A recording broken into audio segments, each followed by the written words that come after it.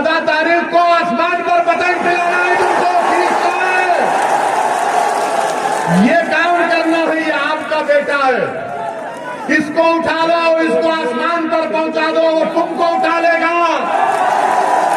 तो ये लोग, अरे जोर से लगाओ, जोर से लगाओ, जोर से लगाओ, गली गली लगाओ, नगर नगर लगाओ, पूरी अखबारी में लगाओ।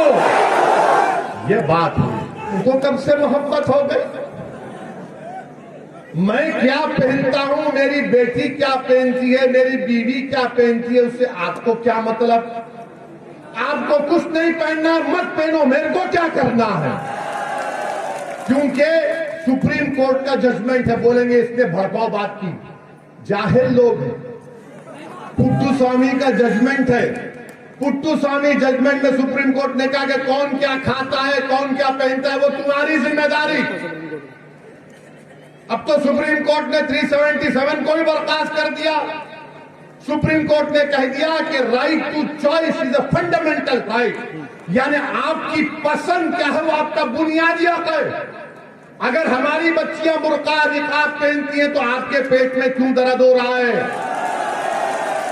अगर असदुद्दीन ओवैसी भारत की पार्लियामेंट में दाढ़ी और टोपी पहनकर जा सकता है तो क्या मेरी बेटी हिजाब और निकाब पहनकर स्कूल क्यों नहीं जा सकती। मगर बाबा एक बात सुन लो, एक बात ज़हन नशीन कर लो। ओवैसी जो उत्तर प्रदेश में गर्मी पैदा कर चुका है वो ना तुम्हारी सर्दी कम करेगी ना तुम्हारी गर्मी कम करेगी। अब गर्मी बरकरार रहेगी सुबह क़यामत तक इंशाअल्लाह ताला।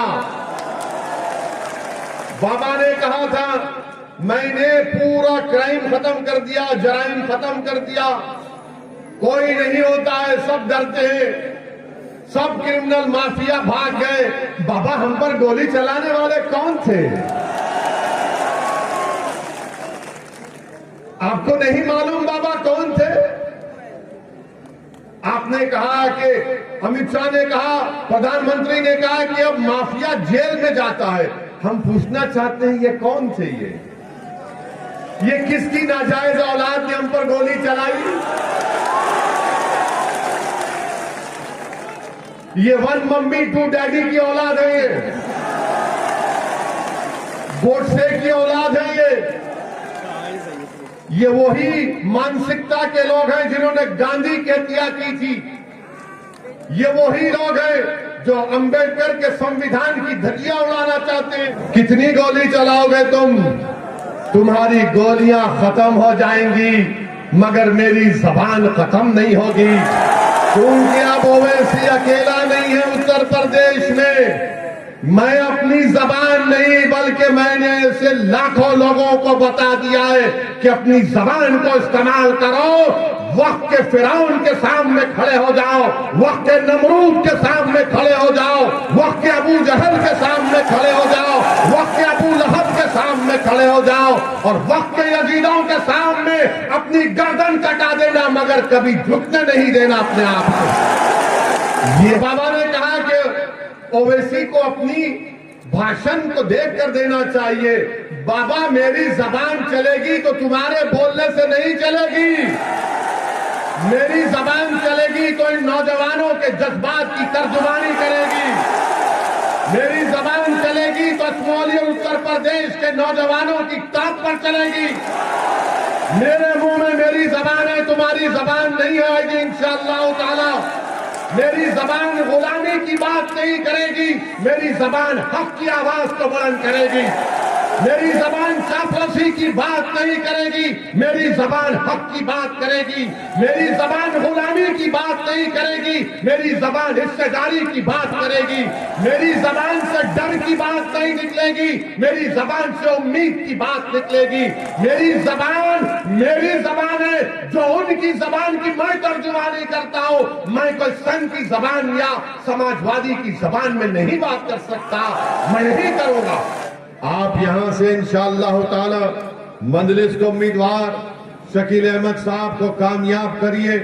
हो सकता है कि वो इंशाअल्लाह ताला उत्तर प्रदेश के डिप्टी चीफ मिनिस्टर बनकर आपकी नुमाइंदगी करेंगे और आपके लिए लड़ेंगे।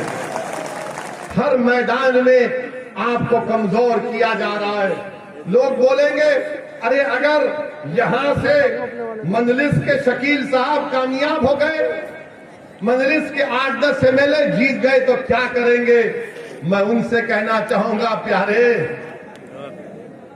8-10 तुम कह रहे हो, 540 का संसद है जिसमें 2 हैं, और जब 2 खड़े हो जाते बीजेपी के 300 खड़े होकर बोलते बैठ जा बैठ जा बैठ जा।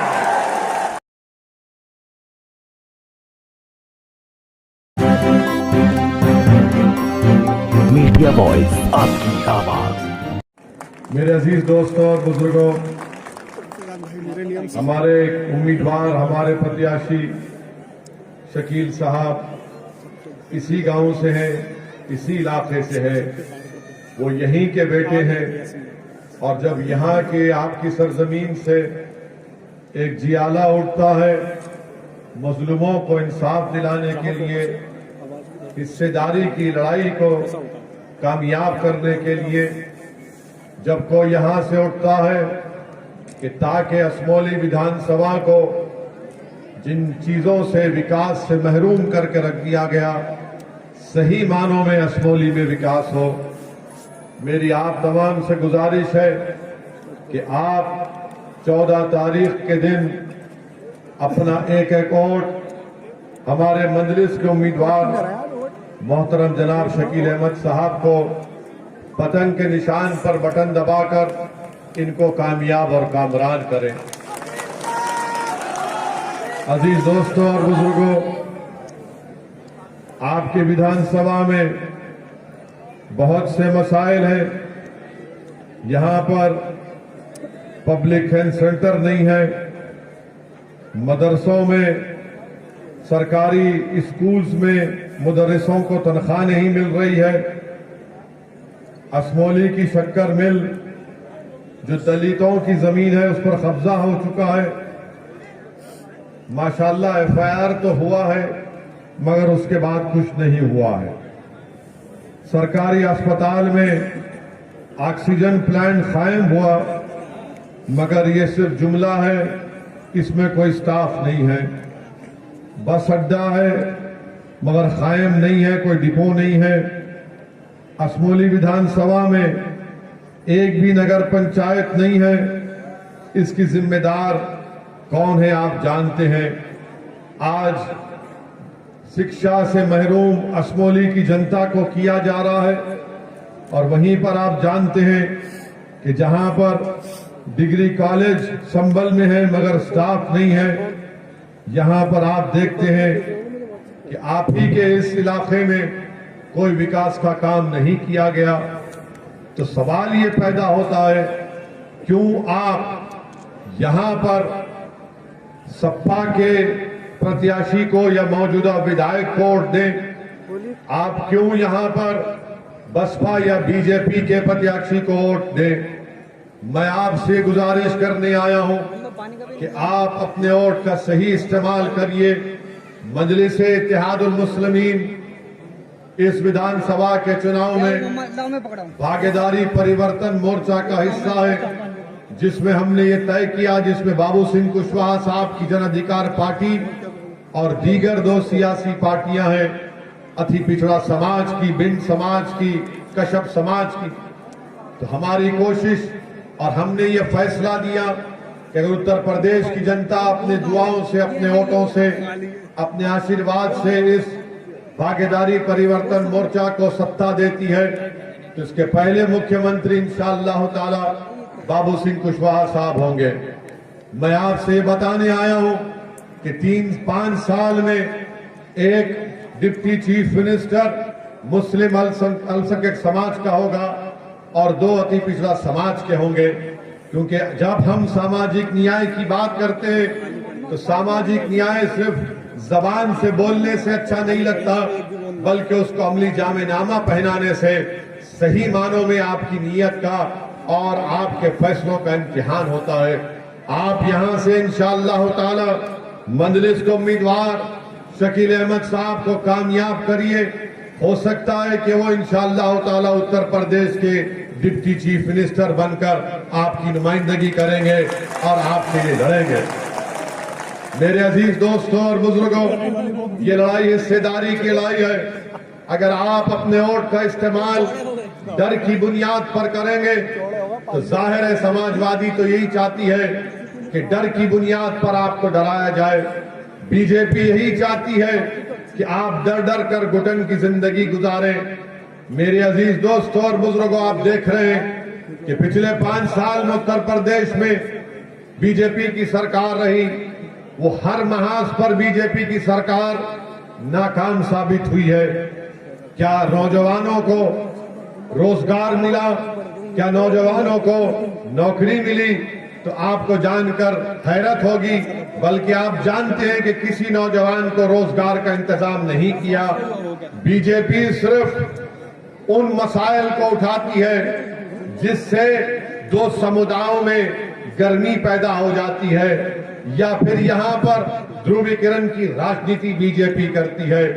5 साल में प्रधानमंत्री ग्रामीण आवास योजना में घर तो बहुत मंजूर हुए, मगर 10 अल्पसंख्यक समाज के मुसलमानों को घर नहीं दिए गए। मेरे अजीज दोस्तों और बुजुर्गों, बीजेपी बड़ी बड़ी बातें करती है, मगर आज उत्तर प्रदेश हर मैदान में पीछे हो चुका है। देश के प्रधानमंत्री पार्लियामेंट में खड़े होकर कहते हैं, क्या कहा उन्होंने देश की पार्लियामेंट में कि कोविड के दौरान में गलती से लोगों को उत्तर प्रदेश भेज दिया गया। मैं देश के प्रधानमंत्री को बताना चाहूंगा और उनके हाफिजे को ताजा करना चाहूंगा। हाफिजे का मतलब उनकी मेमोरी को ताजा करना चाहूंगा कि क्या जब कोविड शुरू हुआ तो क्या तबलीगी जमात पर जुल्म नहीं शुरू हुआ? क्या आपने इल्जाम नहीं लगा दिया अल्पसंख्यक समाज मुसलमान पर? आप ही की पार्टी के लोग कह रहे थे कि कोविड फैलाने में ये लोग जिम्मेदार हैं। बताओ प्रधानमंत्री, वो किसने किया? फिर कौन जिम्मेदार है उसका? और दूसरी बात बीजेपी नहीं बताती आपको, क्या जनवरी 2021 में बीजेपी पार्टी ने एक रेजोल्यूशन पास करके प्रधानमंत्री को मुबारकबाद दी कि प्रधानमंत्री को मुबारकबाद इसलिए दी बीजेपी ने कि हम कोविड से जंग जीत गए और ऑस्ट्रेलिया में भारत ने ऑस्ट्रेलिया की क्रिकेट टीम को हरा दिया। इतनी जल्दी आपने जनवरी 2021 को 1 साल पहले आप जाकर रिकॉर्ड निकाल कर देख लीजिए, बीजेपी की नेशनल एग्जीक्यूटिव कमेटी में बात कही गई। उसके बाद जब दूसरी वेव शुरू हुई तो क्या गंगा के पानी पर जो लाशें तीर रही थी प्रधानमंत्री, वो झूठ है? क्या उत्तर प्रदेश में लोग जब ऑक्सीजन के लिए तड़प तड़प कर मर रहे थे, वो झूठ है? क्या लोग को, आवाम को कोविड से दवाएं नहीं मिल रही थी, अस्पताल में बेड नहीं मिल रहा था, वो झूठ है? बताओ प्रधानमंत्री, बताओ बीजेपी, क्या ये बात सच नहीं है कि आपने 2021 जनवरी में आपने कोवैक्सीन और कोविशील्ड का ऑर्डर प्लेस किया, उसमें देरी हुई? अगर आप अक्टूबर नवंबर 2020 में कोविशील्ड और कोवैक्सीन की दवाओं का ऑर्डर प्लेस कर देते तो भारत में इतने लोग नहीं मरते। आपको सिर्फ तारीफ पसंद है, आपको सिर्फ अपनी तारीफ पसंद कि आपने ऐसा किया था। अरे आपकी हुकूमत की गलती की वजह से भारत में कोविड की सेकेंड वेव आई, बीजेपी जिम्मेदार है। अगर 2021 में कोविड की सेकेंड वेव आई तो बीजेपी की गलतियों की वजह से, बीजेपी की नादानियों की वजह से, जिसमें लोगों ने, जनता ने अपनी माओं को खोया, अपने पिता को खोया, अपनी पत्नी को खोया, अपने भाइयों को खोया, अपने दोस्तों को खोया। बताओ प्रधानमंत्री, आपने दवाओं का ऑर्डर क्यों नहीं पहले प्लेस किया? इसकी बात प्रधानमंत्री नहीं करेंगे। प्रधानमंत्री जब उन पर आ जाती है बात तो फौरन बोलते मैं जिम्मेदार नहीं हूं, कोई और जिम्मेदार है। क्या आप जिम्मेदार? सरकार क्या कर रही थी आपकी?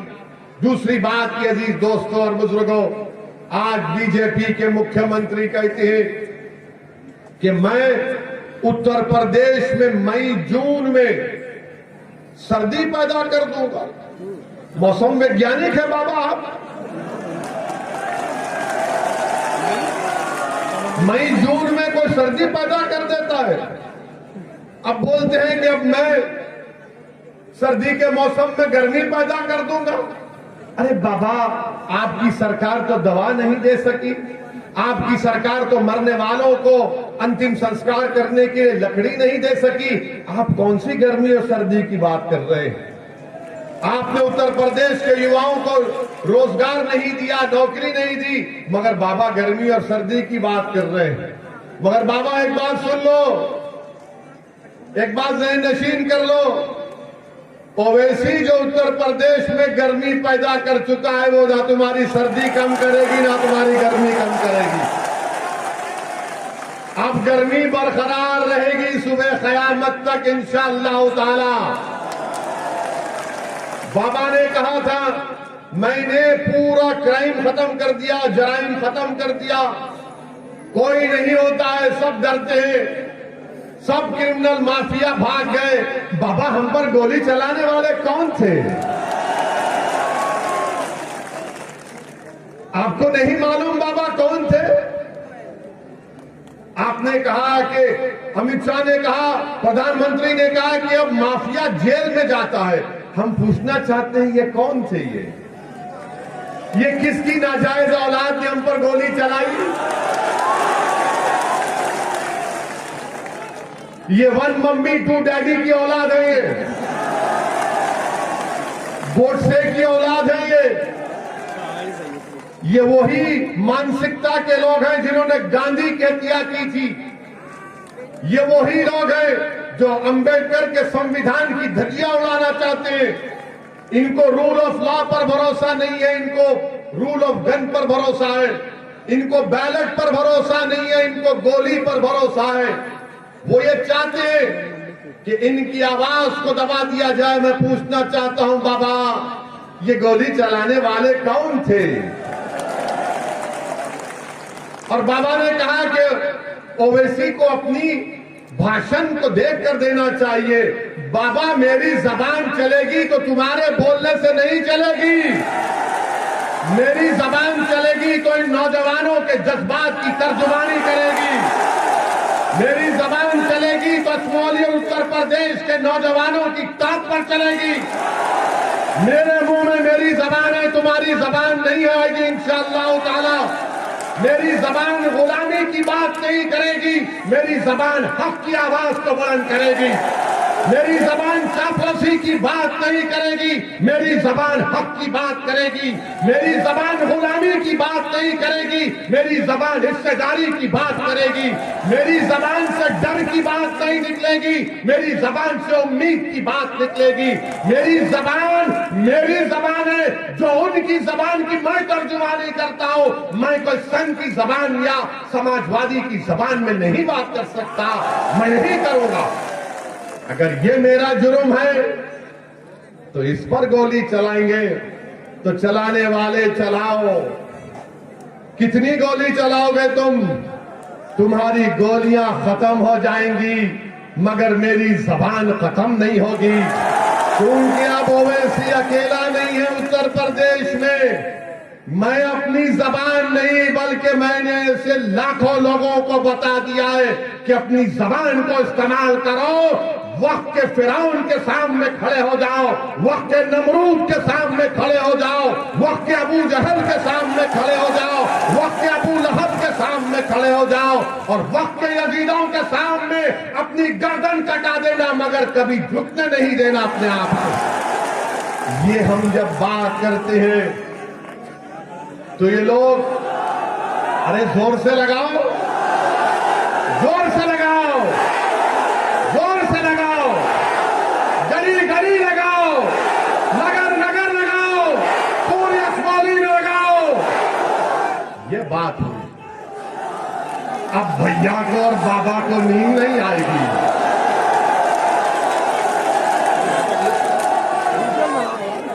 अब हम सुनिए, गोली चली तब भी इतनी जबान चल रही है। अब अब ये सोच रहे होंगे ये तो पापी, ये तो गोली चलने के बाद भी तेज जा रहा है। जाएगा तेज, तुम्हारे हाथ में नहीं है किसी की जान लेना, वो तो अल्लाह का काम है। जब तक अल्लाह बोलेगा जिंदा रहेंगे, जब अल्लाह फैसला कर लेगा चले जाएंगे।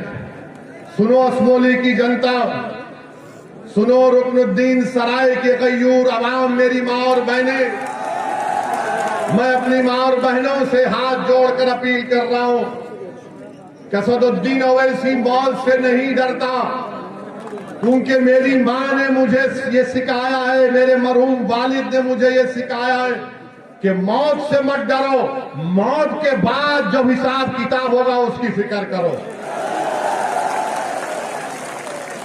जब हिसाब किताब होगा पूछा जाएगा कि बताओ असदुद्दीन, तुमको दुनिया में इज्जत दी गई, मुकाम दिया गया, तुमने उसको कैसे इस्तेमाल किया? मैं गुनाहगार हूं, मैं कितना गुनाहगार हूं मेरा रब जानता है, मगर एक बात तुम्हारे सामने जिम्मेदारी से कह रहा हूं कि मैं बेईमान नहीं हूं, ना कभी रहूंगा इंशाअल्लाह ताला। मैंने कभी भी अपनी मफाद के लिए आवाम का सौदा नहीं किया। मैं अगर राजनीति में हूं तो तिजारत करने के लिए नहीं हूं। मैं अगर राजनीति में हूं तो दौलत कमाने के लिए नहीं हूं। मैं अगर राजनीति में हूं तो गरीब और मजलूम आवाम को उनका मुकाम दिलाने के लिए, उनका हिस्सा दिलाने के लिए हूं। यही हमको सिखाया गया था। और हमको मौत से ज्यादा ये सोचना है कि हम दुनिया में क्या करें, कैसा लेकर करें, क्या किए, क्योंकि सबका हिसाब किताब होगा। कोई नहीं बचने वाला है, सब जाएंगे।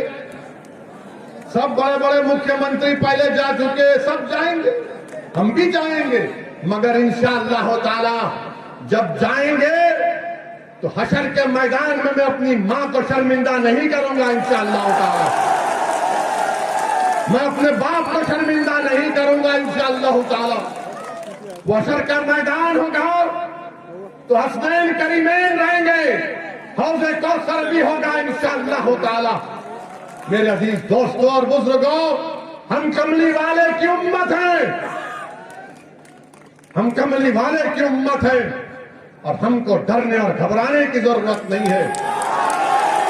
अल्लाह हमारे लिए काफी है, जिएंगे अल्लाह के हुक्म से। आज अम्मा के पेट में 9 महीने थे, अल्लाह ने पैदा किया, अल्लाह ने बड़ा किया, अल्लाह ने काबिल बनाया, अल्लाह ने 2 मरतबा विधायक बनाया, अल्लाह ने 4 मरतबा MP बनाया, अल्लाह ने हमको लंदन भिजाकर कानून और बैरिस्ट्री की डिग्री दिलाई, अल्लाह ने हमारी जान बचाई। अल्लाह ही हमको आगे लेकर बढ़ेगा, रहेगा नाम सिर्फ अल्लाह का, किसी का नहीं रहेगा। ये हमारा मामला है। मेरे अजीज दोस्तों और बुजुर्गों, इसीलिए हम आपसे अपील करने आए हैं, खास तौर से आपसे बोल रहे हैं कि आप मुत्तहदा अपने वोट का इस्तेमाल करिए। आप कब तक दरी बिछाएंगे समाजवादी के लिए? कब तक दरी बिछाएंगे आप? क्या मिला आपको? यहाँ के विधायक ने कौन सा काम किया? कुछ काम किया? कहीं नजर आए? कहीं तुम्हारी तकलीफ में दिखाई दिए? कहीं पर कुछ नहीं। मेरे अजीज दोस्तों और बुजुर्गों, इसीलिए एक नई तब्दीली आपको पैदा करना है। समाजवादी पार्टी बोलेगी ओवैसी भड़काऊ भाषण देता है, बीजेपी मुख्यमंत्री भी बोल दिए कि देखकर बोलना चाहिए। हम आपको ये बताने आए हैं कि आप डरिए मत, हिम्मत मत हारिए, हौसले को बुलंद रखिए। और अगर और हौसला हासिल करना है तो एक सोशल मीडिया पर एक वीडियो देखिए। कर्नाटका में एक बच्ची हिजाब पहनकर मोटरसाइकिल रखकर अपने कॉलेज को जाती है तो 25-30 नौजवान उसके करीब आकर नारे लगाते, उसको डराते हैं। उस बच्ची ने जो बहादुरी का काम किया, उस बच्ची ने उन तमाम के तरफ देखकर कहा अल्लाहु अकबर। उस बच्ची ने नारा लगाया तो सब ठहर गए। फिर से कहा अल्लाहु अकबर, 3 मरतबा कहा उसने।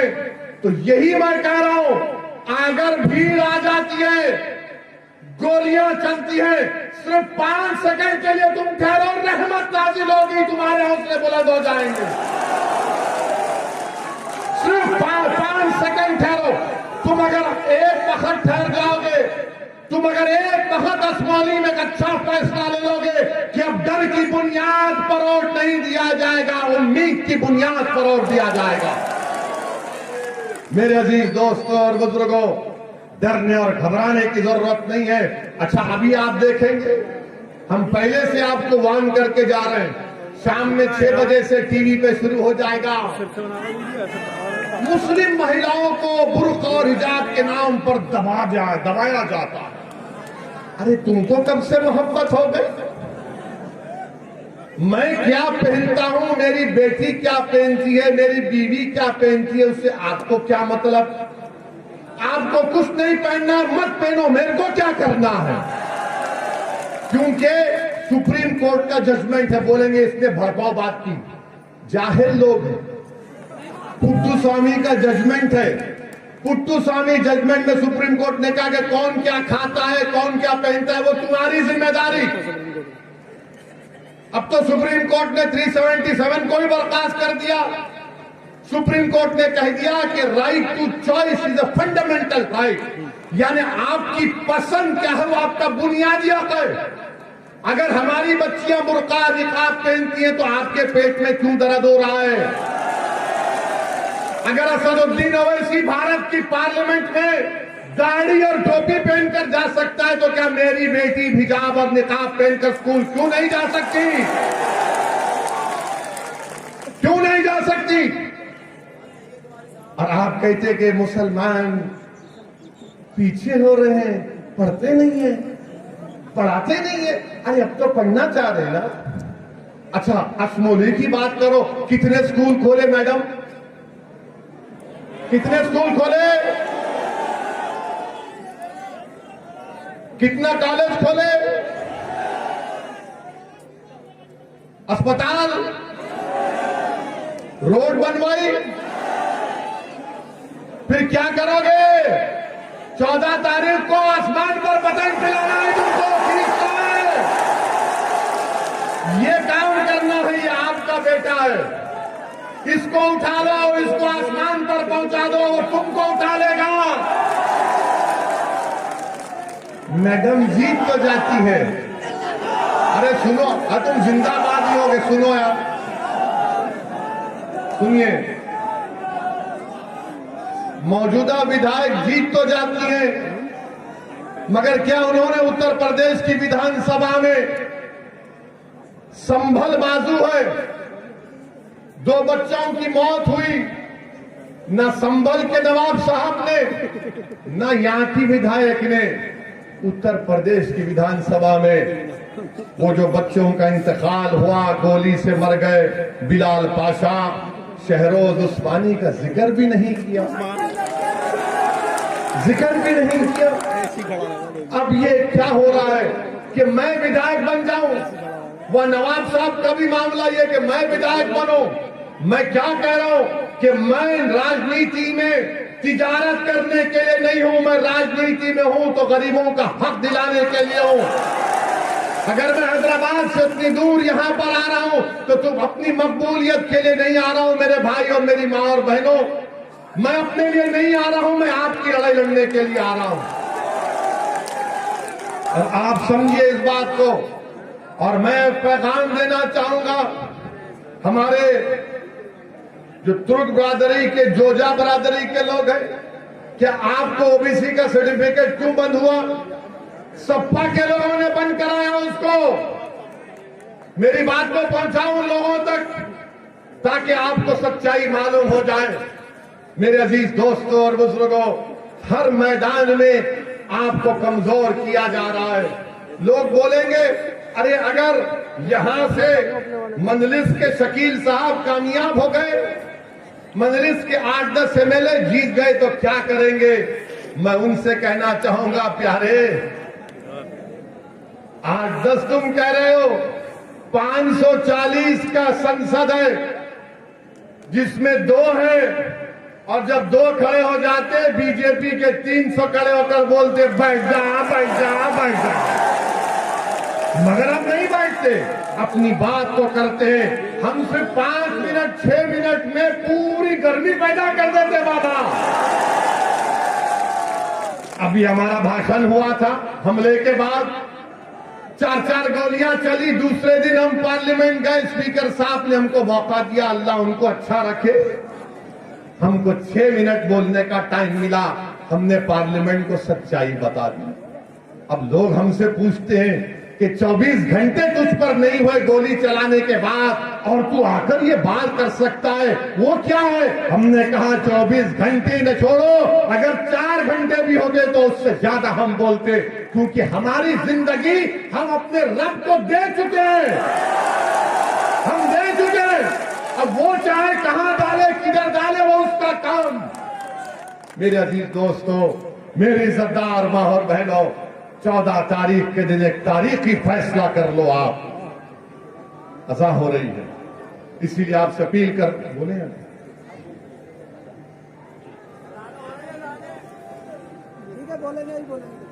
स्टॉप कर दो ना इसको। कि आप इस विधानसभा के चुनाव में, इस हिस्सेदारी की लड़ाई में आपकी मदद की, आपके ताउन की, आपके दुआओं की बेहद जरूरत है।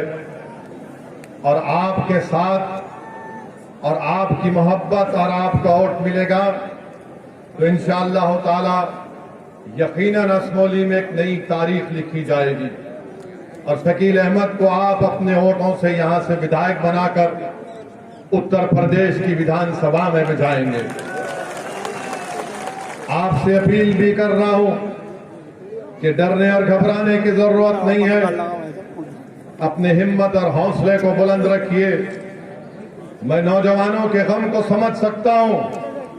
मैं नौजवानों के दिलों में और उनकी आंखों में जो फिक्र और परेशानी है, मैं उनसे कहना चाह रहा हूं नौजवानों से कि किसी शायर ने कहा था कि ना हो ना उम्मीद, ना हो ना उम्मीद, ना उम्मीदी ज़वाले इल्म और इरफा है। उम्मीद मर्द मोमिन है खुदा के राज़दानों में। तो अपनी उम्मीद को जिंदा रखिए। और जो लोग हमारे भाई सपा में है, मैं उनसे कहना चाह रहा हूं कि नहीं तेरा नशेमन, नहीं तेरा नशेमन क़स्र सुल्तानी के गुंबद पर, नहीं तेरा नशेमन क़स्र सुल्तानी के गुंबद पर। तू शाहीन है बसेरा कर पहाड़ों की चट्टानों पर। छोड़ो उन लोगों को, आओ हमारा साथ दो। अगर तुमको नेता बनना है तो आओ ओवैसी के कंधे पर खड़े हो जाओ। अगर तुमको तरक्की करना है राजनीति के लिए तो अपने दिलों को साफ कर लो, गरीबों की नीयत को अच्छी रख लो। अगर हमारी जिंदगी तुम्हारे लिए फायदेमंद हो सकती है तो होगी इंशाअल्लाह। और अगर मौत भी हमारी फायदेमंद हो सकती है तो उससे भी फायदा हासिल करो, मगर कुछ तो करो।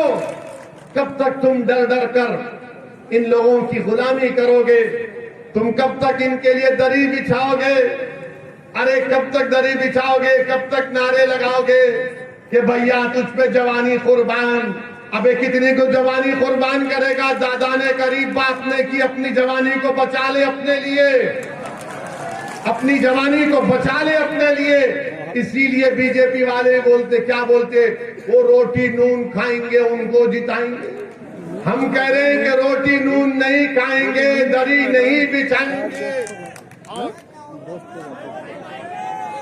और पतंग को जिताएंगे। गजब बेइज्जती है।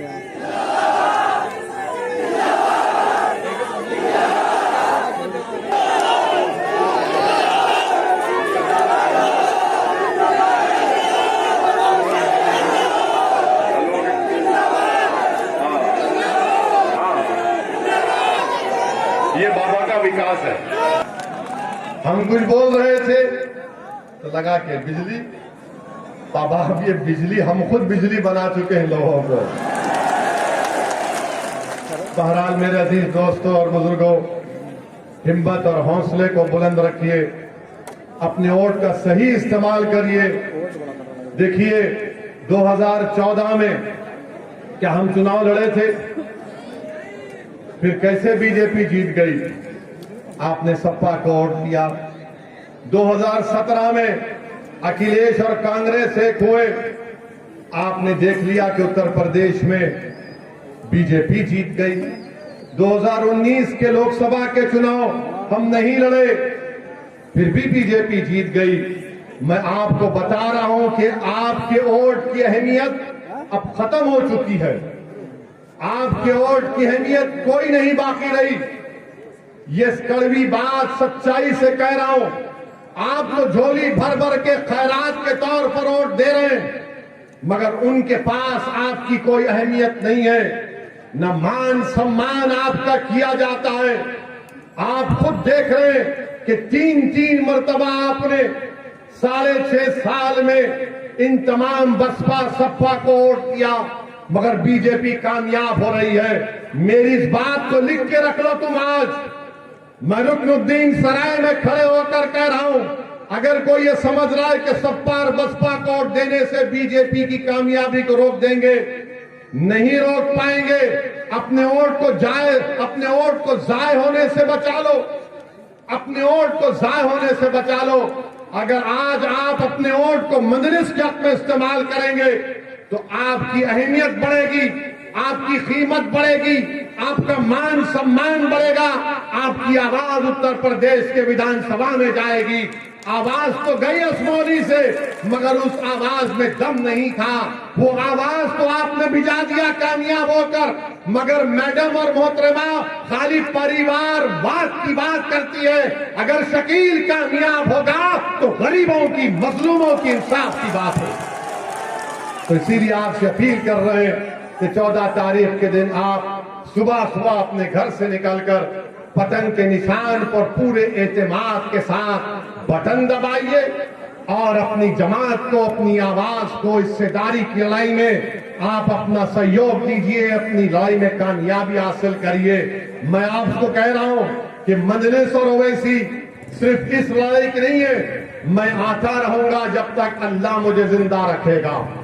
मेरी जिंदगी का मकसद यह है कि आप तमाम मुझसे काबिल नेता बन जाएं। मेरी जिंदगी का एक ही मकसद है कि मेरी बहनें सियासत में आए। मेरी जिंदगी का मकसद यह है कि अब हर मैदान में हमको हिस्सा मिले, विकास में मिले, ठेकेदारी में मिले, शिक्षा में मिले, नौकरी में मिले, राजनीति में मिले। ये हमारी कोशिश है। आप इसमें अपना साथ दीजिए और हमारे लिए दुआ करिए कि अल्लाह सुब्हाना व तआला हमको इन तमाम जालिमों के शर से हमको और आपको महफूज रखे। अस्सलाम वालेकुम व रहमतुल्लाहि व बरकातहू।